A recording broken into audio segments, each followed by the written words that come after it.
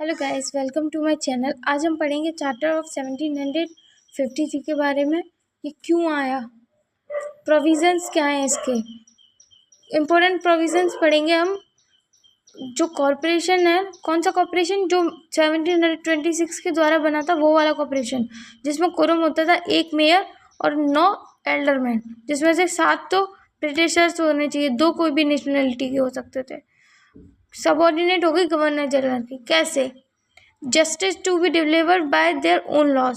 Justice, जो भी justice दी जाएगी ना नेटिव्स को, वो उनके लॉज के द्वारा दी जाएगी। यहाँ पे एक बैकलॉग था, डेडलॉक था कि जो जस्टिस है ना, वो अगर प्लेंटिफ और डिफेंडेंट दोनों नेटिव्स हैं तो मेयर कोर्ट का जो जुरिस्डिक्शन था वो वहाँ साइलेंट था। तो इसको सुलझाने के लिए मेयर चार्टर ऑफ 1753 आया। किसके रिक्वेस्ट पे? गवर्नर्स के रिक्वेस्ट पे। Depositing of court fee by the litigant. पहले कोर्ट फी किसको जमा की जाती थी? कोर्ट को। अब कोर्ट फी किसको जमा करी जाएगी? डायरेक्ट गवर्नमेंट को। Establishment of court of request. Court of request को कैसे, क्यों बना और कैसे बना? और जुडिशियल अरेंजमेंट कैसा था? Judicial arrangement under the charter of 1753। Court of request था, मेयर कोर्ट था, गवर्नर एंड काउंसिल था, किंग एंड काउंसिल था। अब डिटेल में पढ़ते हैं चार्टर ऑफ 1753 को। ये क्यों आया था? क्योंकि जो डिफेक्ट्स थे किसमें? चार्टर ऑफ 1726 में, उनको ओवरकम करने के लिए आया था। और ये क्वेश्चन भी आता है कभी कभी, जो चार्टर ऑफ 1753 है वो सारे डिफेक्ट्स को ओवरकम करने के लिए आया था 1726 के चार्टर को। ये रॉयल चार्टर है, याद रखना, ये रॉयल चार्टर है। रॉयल चार्टर तीनों प्रेसिडेंसीज के लिए आएगा। ऑब्वियस सी बात है, जैसे यूनियन लॉ बनाती है तो वो ऑल ओवर इंडिया के ऊपर एप्लीकेबल होता है, ऐसे ही रॉयल चार्टर है। The British king George II granted a royal charter in 1753 for the presidency of Madras, Bombay and Calcutta. George II ने एक चार्टर ग्रांट किया, उसका नाम था charter of 1753 to the presidencies of Madras, Bombay and Calcutta. मैंने बहुत बार बताया कि कितनी प्रेसिडेंसीज थी? 3। एक तो बॉम्बे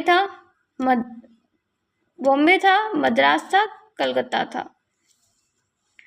अब डिटेल में पढ़ते हैं। Following are the provision of the charter of 1753। ये प्रोविजंस है। Mayor court was subordinate to the governor and council. ठीक है, आगे चलते हैं। कैसे जो मेयर कोर्ट था वो सबऑर्डिनेट हो गया इस चार्टर के आने के बाद गवर्नर और काउंसिल के। The charter of 1753 brought the corporation of each presidency under the control of council by changing the mode of appointment of mayor and alderman। इस पैराग्राफ में ये बोल रहे हैं कि कैसे कॉर्पोरेशन अंडर कंट्रोल हो गया किसके? सबऑर्डिनेट हो गए किसके? गवर्नर एंड काउंसिल के। और गवर्नर एंड काउंसिल के सबऑर्डिनेट कैसे हुआ? क्योंकि इस चार्टर ने मोड ऑफ अपॉइंटमेंट चेंज कर दिया। किसका? जो कॉर्पोरेशन में जो मेयर रहते थे, एल्डरमैन रहते थे, उनके मोड ऑफ अपॉइंटमेंट को चेंज कर दिया 1726 के अकॉर्डिंग। तो एल्डरमैन में से एक मेयर इलेक्ट होता था, लेकिन अब क्या होगा? अब मेयर और एल्डरमैन है ना, वो 2 नाम रिकमेंड करेंगे। किसको? गवर्नर को और उसकी काउंसिल को। उसमें से गवर्नर चूज करेगा कि किसको मेयर बनाना है। सेकेंड पैराग्राफ में यही लिखा हुआ है। Under the new charter the governor and council was empower to select the mayor out of panel of 2 names selected by the mayor and the alderman. आगे चलते हैं। The council assumed full power to appoint alderman in the corporation and dismiss them. जो council है, governor और उसकी council है, उसके पास पूरी पावर है कि अब वो अपॉइंट भी कर सकता है एल्डरमैन्स को, डिसमिस भी कर सकता है। ये मुझे कहीं ना कहीं डिफेक्ट लगता है इस एक्ट का।